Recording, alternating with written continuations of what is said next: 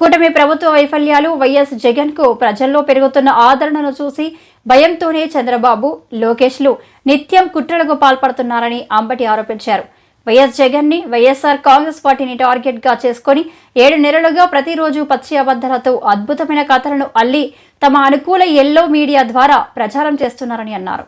వైఎస్ఆర్సీపీ నేత అంబటి రాంబాబు వార్నింగ్ ఇచ్చారు. గుంటూరు వైఎస్ఆర్సీపీ కార్యాలయంలో సోమవారం అంబటి మీడియాతో మాట్లాడారు. పిచ్చి కథనాలు రాస్తే చూస్తూ ఊరుకోం, మళ్ళీ మా చేతిలోకి పగ్గాలు వస్తాయి. అయినా మేము మీలా కక్ష సాధింపులకు పాల్పడమన్నారు. గేమ్ చేంజర్ ఫ్రీ రిలీజ్ ఈవెంట్కి వెళ్లి వస్తుండగా చనిపోయిన వారి కుటుంబాలను పవన్ ఎందుకు పరామర్శించలేదు? చనిపోయిన వారికి 2 కోట్లు నష్టపరిహారం ఇవ్వాలి. పుష్ప 2 ఘటనపై స్పందించిన పవన్ గేమ్ చేంజర్ మృతుల కుటుంబ సభ్యుల దగ్గరికి ఎందుకు వెళ్లలేదు? సంఘటన ఎక్కడ జరిగిందనేది కాదు, ఎవరి వల్ల జరిగిందనేది ముఖ్యం. అభిమానుల ప్రాణాలకు విలువ లేనట్లుగా మాట్లాడుతున్నారు. రోడ్డు బాగాలేదని పవన్ చెప్పడం విడ్డూరంగా ఉందని అంబటి రాంబాబు అన్నారు. రిజిస్టర్ చేయించుతున్నారు. నిన్న మొన్న ప్రచారం జరిగింది. ఇబ్రహీంపట్నంలో ఒక సబ్ రిజిస్ట్రారు లేఖ రాశాడని, అదేదో చిన్న చిన్న ఛానల్స్లో వచ్చింది. అక్కడ ఇక్కడ ఏదో 0.5%, 5%, 2%, 1% ఉన్న బుడ్డ ఛానల్స్ ఉన్నాయి కొన్ని. వాటిలో విస్తృతంగా తిప్పారు. తిప్పి తరువాత మెయిన్ స్ట్రీమ్లో ఉన్నటువంటి తెలుగుదేశానికి సంబంధించినటువంటి పత్రిక ఈనాడు, దాంతోపాటు మరొక పత్రిక, ఈ పత్రికలు మళ్ళా దాన్ని తెర మీదకు తీసుకొచ్చి ఫస్ట్ పేజీలో వార్తలు రాశారు. బినామీ బూచోళ్ళు అని.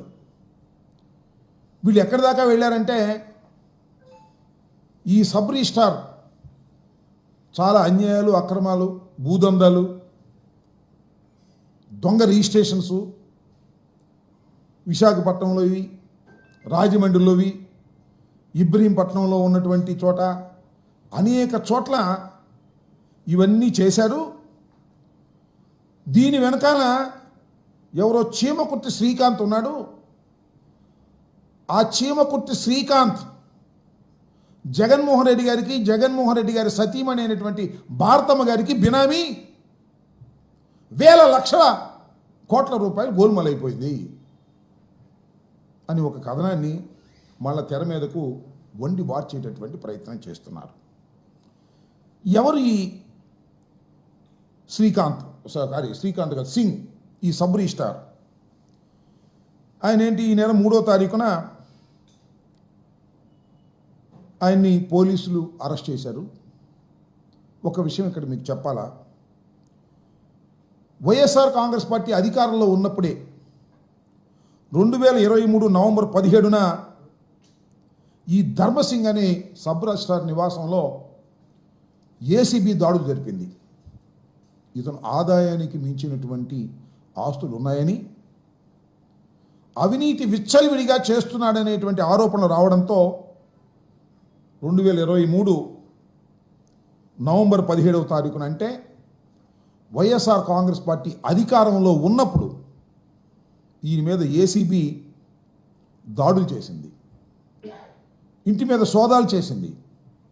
ఆయనకున్నటువంటి పలు ప్రాంతంలో ఉన్నటువంటి ఆస్తుల మీద దాడులు చేసింది. ఇంట్లో ఉన్నటువంటి ఈ సింగు గారు గోడ దిగి పారిపోయాడు. ఆ రోజున మొన్న దొరికాడు 3 రోజుల క్రితం. అప్పుడు దాకా దొరకల, పరారీలో ఉన్నాడు.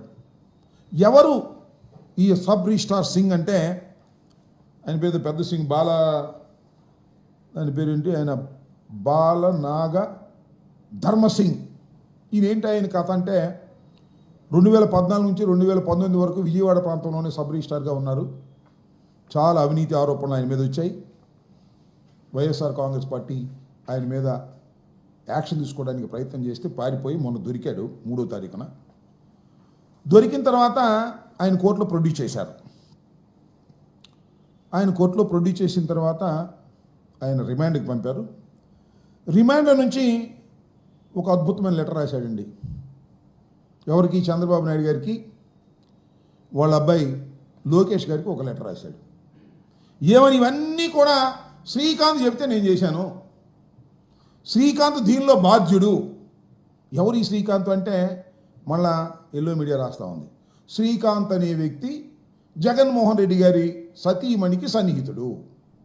అంటే చుట్టి మళ్ళా జగన్మోహన్ రెడ్డి గారి సతీమణికి చుట్టేటటువంటి ప్రయత్నం చేస్తున్నారు.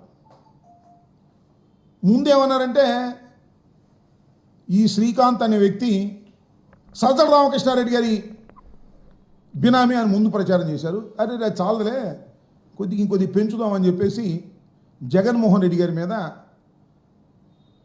ఆయన సతీమణి మీద రాయడం కోసం మళ్ళా వండారు.